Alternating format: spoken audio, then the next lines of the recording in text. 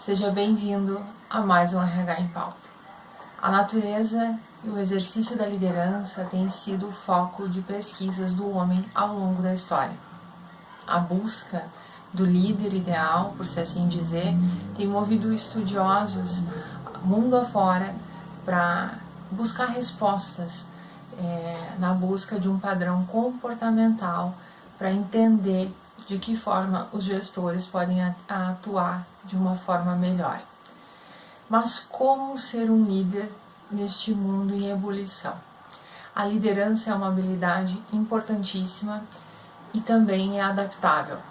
O que a gente quer dizer com isso? Que ela vai depender de ambientes, de cultura, de pessoas, do cenário, dos dilemas, enfim, de uma série de fatores em que esse líder estiver envolvido. Mas, em suma, o líder do século XXI precisa ter uma mentalidade, um comportamento e certas atitudes bem eminentes, que são protagonismo, não só pensando em si, mas no todo, né? Visão sistêmica e holística. Orientação para resultados, né? Não pensar no problema, mas de que forma resolver esse problema, né? Não se ater nas minúcias do problema. Adaptabilidade. Lembra das hienas que ficavam naquele desenho animado falando ó vida, ó céus? Ainda tem gente que se prende a isso e fica lá no famoso mimimi. Então, na verdade, é se adaptar mais rapidamente, né, a esse mundo VUCA que estamos vivendo e trazer soluções mais rapidamente para os problemas que estão surgindo. Colaboração, saber que a gente não resolve nada sozinho.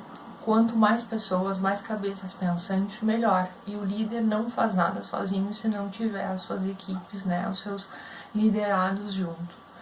E pensar que ele precisa ser uma liderança transformacional, ele precisa liderar pessoas, transformar essas pessoas para que essas pessoas transformem ambientes. Só assim, então, a gente vai ter cenários e empresas para enfrentar, né, esses desafios que já estão surgindo, né, principalmente para essa nova década que se aproxima. Mas sempre quando a gente fala de liderança, as pessoas perguntam, tá, mas qual é o melhor perfil?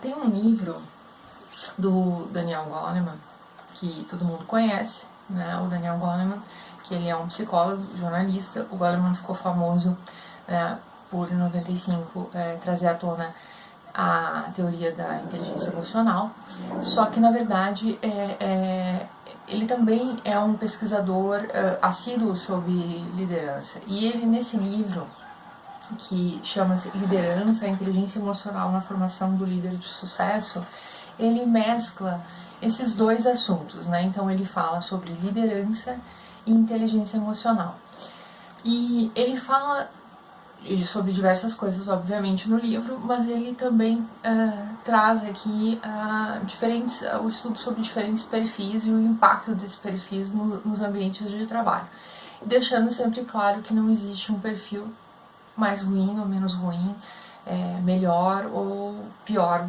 do que os outros. Vai depender do ambiente, vai depender das circunstâncias, vai depender, como eu disse, de uma série de fatores, né? E depende muito também da maturidade das pessoas que a gente está falando, né? Então, desses perfis que eu vou citar aqui, que na verdade são os mais falados por diversos estudiosos renomados no mundo, né, o Goleman também traz alguns deles, né, a maioria deles aqui no livro. E eu quero começar falando sobre a liderança autocrática, que é uma das mais famosas, né? Então, esses líderes são mais dominadores, eles são mais de colocar as ordens, né? De mandar, né?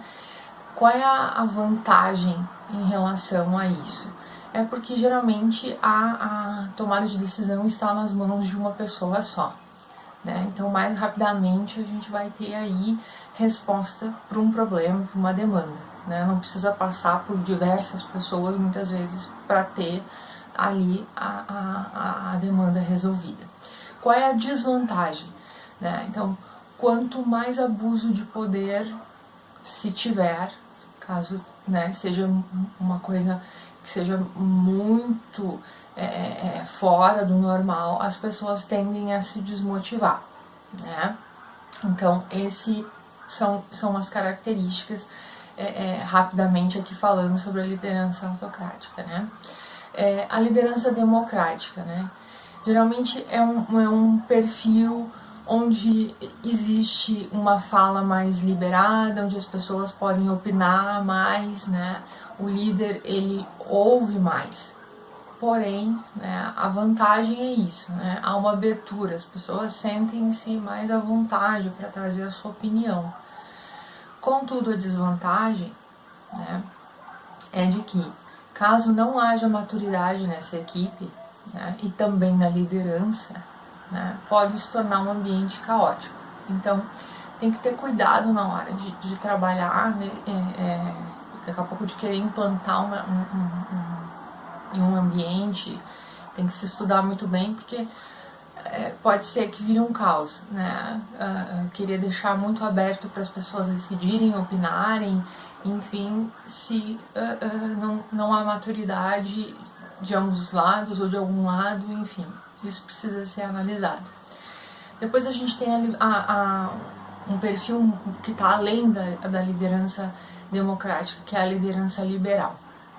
Então, essa liderança liberal, ela dá totalmente liberdade, né, da tomada de decisão para o liderado. Ele é muito apoiador, né? Um exemplo que a gente tem aí conhecido no mundo todo de empresa que trabalha com esse perfil de liderança, que atua com esse perfil de liderança, é o Google. E as pessoas gostam muito de falar sobre isso, né?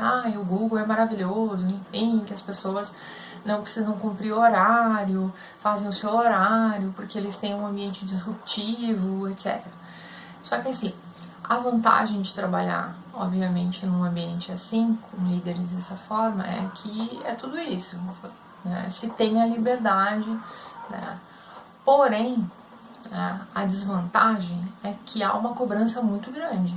Da mesma forma que você tem liberdade, você também é cobrado.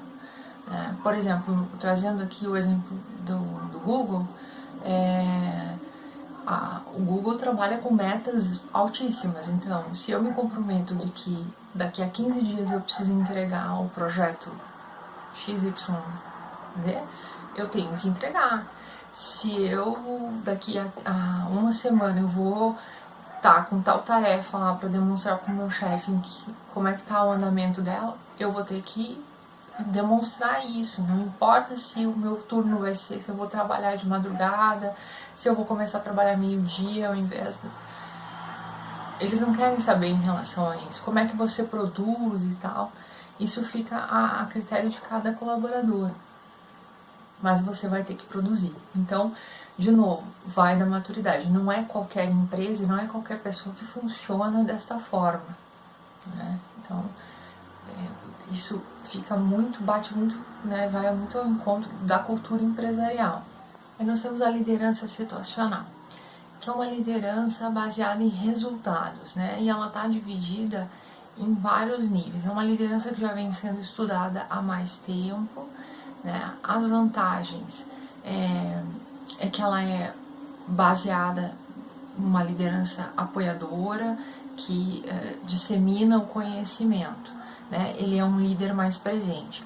A desvantagem é que se pessoas que não gostam de trabalhar com um líder que se faz mais presente, né? Pessoas que têm dificuldade de lidar com pressão, de trabalhar sob pressão, desculpem, então isso pode gerar um certo desconforto, né? Então, assim, mas para se analisar mais a fundo, é uma teoria desse perfil que precisa se analisar os vários níveis, né? Mas em suma é isso. Depois a gente vai para a liderança positiva, que é um pilar dentro da psicologia positiva. Então, ela tem como foco o aumento da produtividade, só que ela também tem como foco o indivíduo. E uma das vantagens, obviamente, como foi dito, é a questão da produtividade. Só que como ela tem esse olhar para o indivíduo e as suas peculiaridades, às vezes a desvantagem é deixar de lado os processos, né? É ter um olhar mais sobre a pessoa e deixar de lado os processos. Então, assim, o líder que tem essa visão mais positivista, né, ele acaba sendo mais humanizado, né, e às vezes esquece que ele também precisa, né, olhar mais os processos, as metas da empresa, enfim. E por último, né, a liderança coach. E aí, dentro da liderança coach, a gente tem o foco do desenvolvimento do capital humano, né? Então, quais são as vantagens? Se antecipa oportunidades, né? Orientação para resultados e se reconhece esforços. A desvantagem dessa liderança é que, por vezes, a equipe, né, vê o líder como uma espécie de bengala. O que significa isso? É que não toma frente nas situações, né? Não tem autonomia por si própria de fazer as coisas acontecerem, espera para que o líder, né, tome partido. Então isso é uma desvantagem por ter esse líder sempre à frente das situações.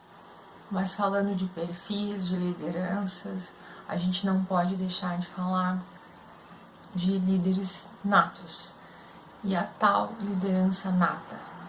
Não podemos negar que existem pessoas que desde a tenra infância já dão indícios de uma enorme capacidade de inspirar e influenciar pessoas ao seu redor. Claro, como diz o famoso dito popular, é preciso afiar o machado. Isso é, ao longo da vida, essas pessoas, caso queiram, vão precisar melhorar, se adaptar, né, de acordo com as situações. Essa lapidação é o que chamamos de desenvolvimento. Liderança é uma competência que pode ser desenvolvida ou aperfeiçoada por todo e qualquer indivíduo. Basta haver abertura para isso, né? Liderança é um processo, é uma ação, não é uma posição. Então, não é algo estanque, está em constante movimento, né? A pessoa que é líder, ela está sempre aprendendo, é um eterno aprendiz, como eu costumo brincar. Então, não dá para esquecer de uma coisa: aprenda a pensar como um líder, né? Líder de si mesmo.